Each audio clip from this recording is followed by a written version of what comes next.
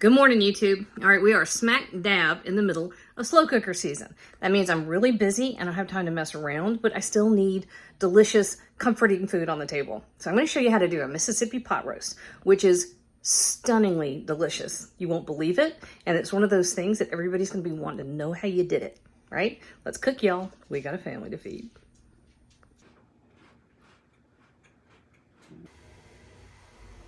All right, I'm going to show y'all how to do what's known online as a Mississippi pot roast. I never knew it that way.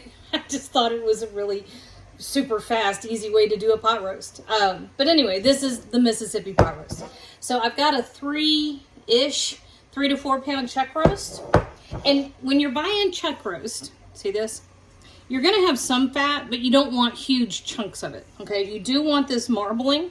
This is kind of a tough cut of meat, but this is why we're putting it in the slow cooker, because long, slow cooking breaks it down. It releases tons of juices, and it becomes just rich and beautiful and delectable, all right? So, lots of folks online say to use packets of au jus mix, which is fine. This particular step or ingredient or what have you is simply to increase the beefiness of the flavors that are going to be developing in this pot roast. So you can use a packet or 2 of au jus mix, no problem, just sprinkle it over. I have roasted beef bouillon. Why? Because I have it, A, and I'm very practical, and B, I like the flavor. I think it is less processed in taste than, whatever, beef jus mix. Okay, this is ranch dressing mix, and I buy mine in bulk from the Mennonite store up the road. So the measurement of this little ramekin, this is a 2-ounce ramekin. It's about 4 tablespoons. Now there's powder everywhere. So I buy mine this way. One of the ladies up there, we've gotten to know each other pretty well over the years, and we crack each other up, so I look for excuses to go up there. Anyway, ranch dressing mix. 4 tablespoons of butter. And we're dropping that right on the top. And this is the ultimate slow cooker recipe. We don't have to mess with it or fuss with it or whatever. All right, finally, and yes, finally, this is all that goes into this. Pepperoncini peppers. Do you hear my robot vacuum? It's having a nervous breakdown because I think it's having a fight with the doorstop. Pepperoncini peppers. 5 or 6 of them. These are strongly flavored. So this is not a situation where if you want more heat, you just put more peppers in. It will come to dominate. All right, this is fine. If you want more heat, there are a variety of ways that you can go about getting it, including a mix of other spice elements. So you could add a pinch of red pepper flakes, lots of black pepper. You could do some cayenne pepper, and if you use a mix, you won't overdo the flavor. Okay. It's kind of a sidebar. I don't know where we got down that road.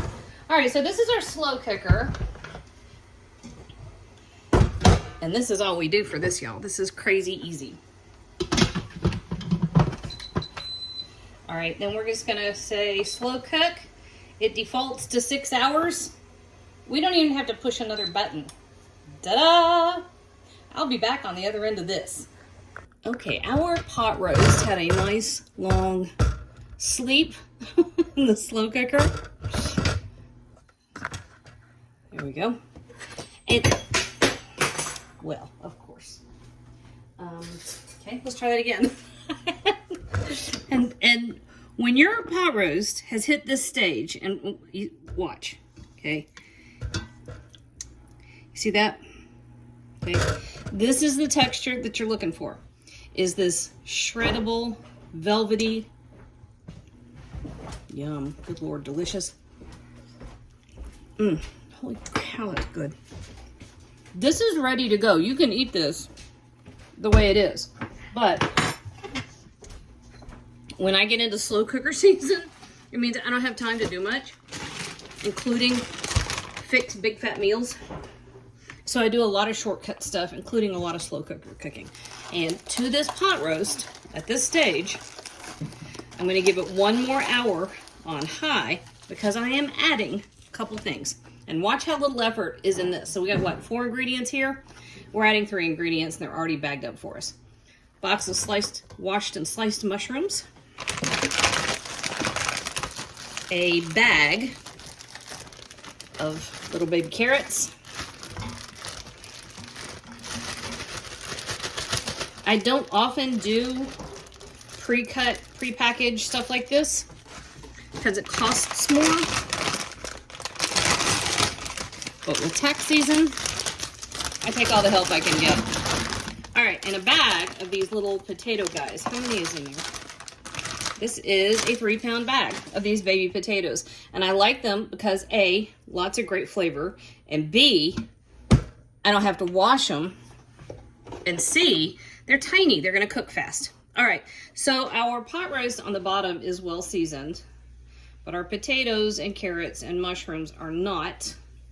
So we're adding a couple of teaspoons of salt to that top, and we will need to re-season those potatoes when they come out because that's not enough.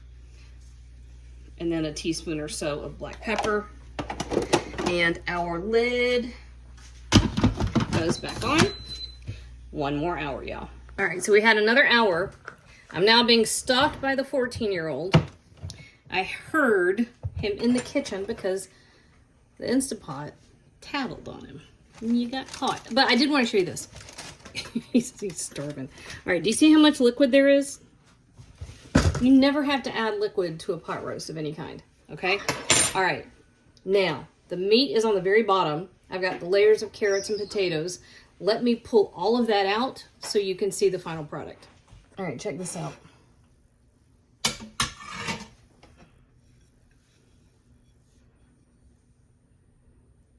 Slow cooked food is a thing of beauty. All right, this is not gonna last but about 3 seconds because I'm being stalked by a teenager. Which means I've gotta hurry. Here it comes.